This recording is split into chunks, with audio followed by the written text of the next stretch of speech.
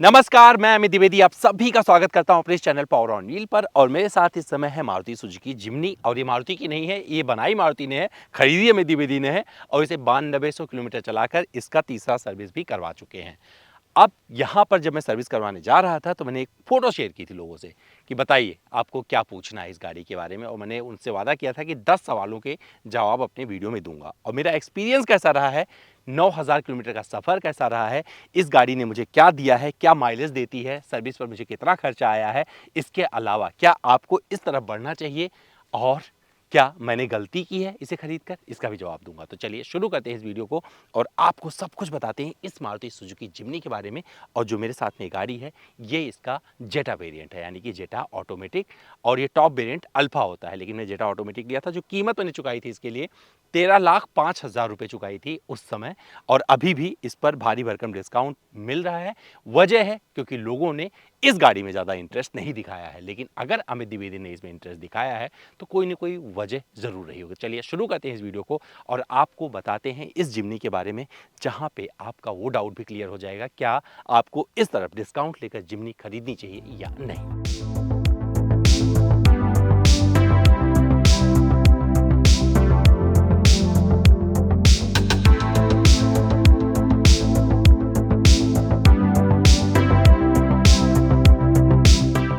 तो चलिए शुरू करते हैं उन सवालों का जवाब जो आपने सवाल मुझसे किए हैं। तो अखिल गोदरा ने सवाल किया है एक्सीलरेशन स्पीड। तो आपको बता दूं ये जो है परफॉर्मेंस कार नहीं है, एक नॉर्मल कार है जहां पर आपको 70 से 80 के बीच में बहुत कुछ जीने को मिल जाता है। उसके ऊपर वाइब्रेशन फील होता है इस गाड़ी में। तो जब भगाओगे बहुत ज़्यादा ना तो बहुत ज़्यादा मज़ा नहीं आने वाला है। नॉर्मल चलाओगे तो आप 100% फील करोगे। और जब इसे आप ऑफ रोडिंग कर रहे होगे, स्लो स्पीड पर चला रहे होगे, सिटी कंडीशन में चला रहे होगे, तो वहाँ पर मज़ा आने वाला है। और मज़ा कब आएगा, जब आपके पास ऑटोमेटिक होगा, जैसे कि मैं ऑटोमेटिक चला रहा हूँ। Sachin underscore Charu underscore INS ने कहा है कि थार रॉक्स के लिए जिम्नी में बैठकर कैसा महसूस होता है। मतलब उनका कहने का मतलब ये है कि जब थार रॉक्स आप चला रहे थे उसमें बैठे थे, फिर जिम्नी में बैठकर कैसा महसूस हो रहा है। तो आपको सीधा सीधा जवाब यही दूंगा कि रॉक्स एक अलग दुनिया है। इस जिम्नी का कॉम्पिटिशन किसी और से नहीं है। मतलब कोई कॉम्पिटिशन बनता ही नहीं है दूर दूर तक, क्योंकि जिस रेट पर ये गाड़ी मिलती है वहाँ पर आपको 4x4 का कोई भी ऑप्शन, कोई भी कंपनी ऑफर नहीं करती है। तो जब आप मुझसे पूछेंगे उसमें और इसमें बैठकर फ़र्क क्या महसूस हुआ, तो 100% थार रॉक्स एक अलग दुनिया है, प्रीमियम फील के साथ में आती है और उसी के लिए आप ढेर सारी कीमत भी चुकाते हैं। और 4x4 जहाँ से शुरू होती है, मतलब आपको बता दूं उसकी कीमत बहुत ज़्यादा हो जाती है। और यहाँ पर आकर अगर जिम्नी की बात करेंगे तो ये पूरी तरीके से अपने आप को जस्टिफाई करती है। सहामजा सेवन ने मुझसे पूछा है कि city rider plus occasional off road usage worth buying. मतलब कहने का मतलब ये है कि भैया सिटी में राइड करना है, ड्राइव करना है और इन्हें कभी कभार ऑफ रोडिंग करना है, उसके लिए बेस्ट है। येस, 100% बेस्ट है। ये परफेक्ट ऑफ रोडर है, किसी भी रास्ते का अच्छे से सामना कर सकती है। ऊबड़ खाबड़ हो, कीचड़ वाले हो, पहाड़ी हो, माउंटेन गोट साबित होती है गाड़ी। सिटी राइड में अगर आप इसे 40, 50, 60, 70 की स्पीड तक चलाते हैं कोई दिक्कत नहीं है। और यहाँ पर आपको अपने ये ऑटोमेटिक ट्रांसमिशन से 100% आगे रखती है। एक सवाल आया है प्रसन्ना अंडरस्कोर लैंज अंडरस्कोर 8882 की तरफ से। उन्होंने कहा है कि डेली 100 किलोमीटर सिटी में चलाना है, कैसी रहेगी ये गाड़ी या फिर दूसरी देखूं। दूसरी देख लीजिए, क्योंकि ये गाड़ी नॉर्मल, मतलब अगर एडवेंचर के तौर पर ले रहे हैं तो ज़रूर मज़ा देगी। अगर आपको 100 किलोमीटर इसलिए चलाना है क्योंकि आप कहीं जॉब करते हैं और आपको सिर्फ कम्यूट करना है, ऑफ रोडिंग वगैरह नहीं करनी है, तो इस गाड़ी की तरफ देखकर मुड़कर भी मत देखिएगा। कार अंडरस्कोर जनता, इन्होंने एक सवाल किया है, क्या 6 एयरबैग होना किसी कार की सेफ्टी को परिभाषित कर सकता है। इन्होंने सवाल किया है। तो मुझे लगता है कि हाँ, अगर आप एक सेफ कार की बात कर रहे हो, सेफ्टी वाले कार की बात कर रहे हो, वहाँ पर 6 एयरबैग मिल जाता है जैसे कि इस जिम्नी में मिलता है, तो आप अपने आप को सेफ फील कर सकते हैं। और ये सच्चाई है।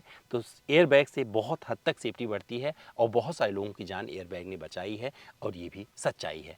तो अगर आप सेफ्टी के लिहाज से जिम्नी की तरफ बढ़ेंगे, वहाँ पर आपको 6 एयरबैग मिलेगा। मुझे लगता है सेफ्टी के लिहाज से ये बढ़िया चीज़ है और वो जिम्नी ऑफर करती है। अभिनव अंडरस्कोर चौहान ने मुझसे सवाल किया है, आपने जिम्नी ही क्यों ली। तो ये तो सवाल सच में खुद भी मैं अपने आप से करता हूँ कि मैंने जिम्नी ही क्यों ली।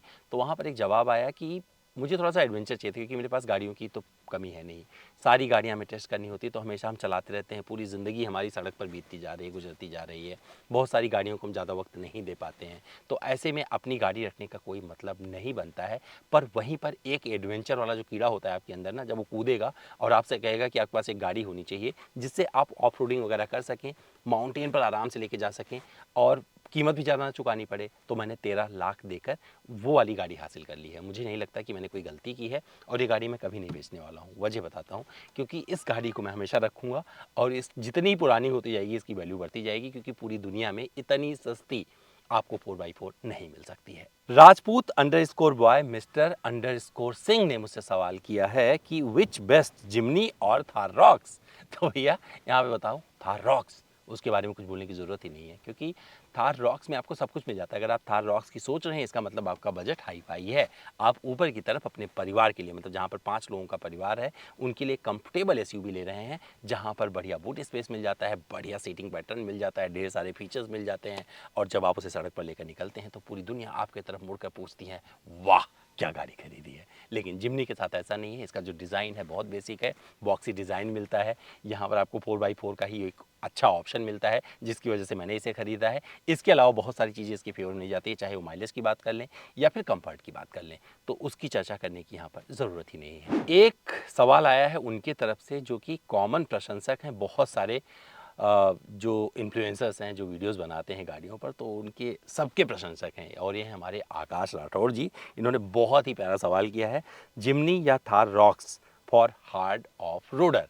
तो मैं बता दूं कि अगर कीमत देखेंगे, अगर आपका बजट बहुत ज़्यादा नहीं है, आपको एक ऑफ रोडर गाड़ी चाहिए, तो ये जिमनी वहाँ पर सबसे बढ़िया जवाब है। लेकिन अगर आपका बजट 24, 25, 26 लाख तक जाता है, तो वहाँ पर आपको 100% रॉक्स खरीदनी चाहिए, जो कि 4x4 ऑप्शन के साथ में एक नए इंटीरियर कलर के साथ में भी आ गई है। वो आपको डिसअपॉइंट नहीं करेगी। उसका 4x4 नया जो सिस्टम एक दिया गया है, उससे आप और अच्छे तरीके से ऑफ रोडिंग कर सकते हैं। लेकिन ये अपनी वजन की वजह से जहाँ जा सकती है, तो हो सकता है कई जगह थार भी सोचे कि वहाँ पर जा पाएगी या नहीं।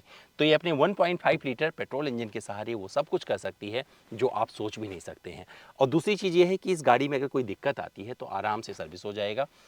बच्चे को पता है इसको रिपेयर कैसे करना है, मतलब जो सर्विस का थोड़ा सा भी जानते हैं, नॉलेज रखते हैं, गाड़ियों का सर्विस करते हैं, उनको पता है कि कैसे इनका 1.5 लीटर वाला ये इंजन काम करता है, कहाँ से रिपेयर हो सकता है, तो सबको रट्टा लगा हुआ है। तो इसे ईजी टू मेंटेन है, मतलब ये गाड़ी कम पैसा लगेगा, आराम से यूज़ कर सकते हैं। 4x4 करके आइए, धुलवा के खड़ी कर दीजिए, दूसरे दिन फिर किसी नॉर्मल काम के लेके चले जाइए।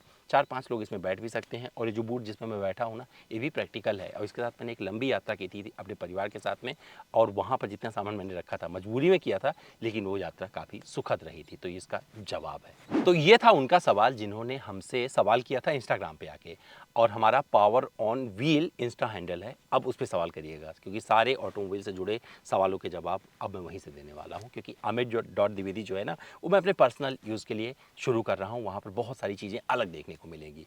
तो अब बात करते हैं जो मैंने एक्सपीरियंस किया है 9000 किलोमीटर का इस गाड़ी के साथ में, सर्विस पे कितना खर्च किया है और मेरा कैसा एक्सपीरियंस रहा है, क्या क्या कमियां मुझे इस गाड़ी में महसूस हुई हैं, उसका अब जिक्र करते हैं। तो चलिए शुरू करते हैं। तो जितनी सौम्यतापूर्ण ड्राइविंग होती है वो सब कुछ मैंने इस गाड़ी के साथ में किया है। आराम से चलाया है, 80 के ऊपर नहीं गया हूँ, कभी कभार 100 गया है, इसके आगे नहीं गया हूँ। लेकिन जो दिक्कतें रही हैं, एक तो इसका अलाइनमेंट इशू का हमेशा रहा है, वो दूर नहीं हुआ है अब तक। दोबारा फिर मैंने करवाया, फिर भी दूर नहीं हुआ है।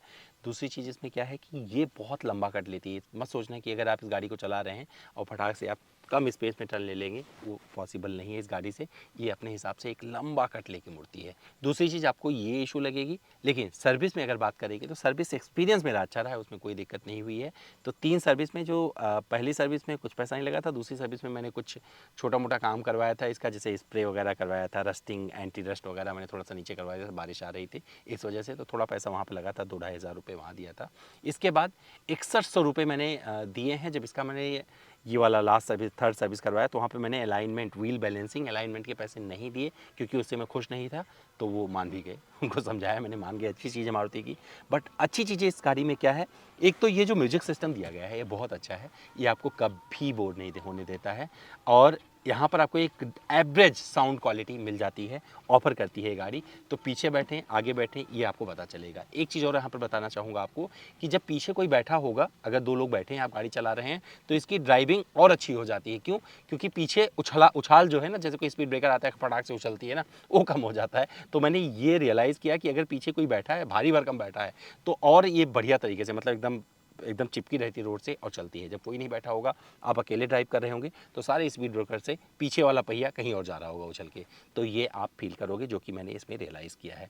माइलेज का जिक्र किया, माइलेज आपको कभी भी इस गाड़ी से 11.5 किलोमीटर प्रति लीटर से ज़्यादा नहीं मिलेगा, और यही दिखाता है, यही देता है।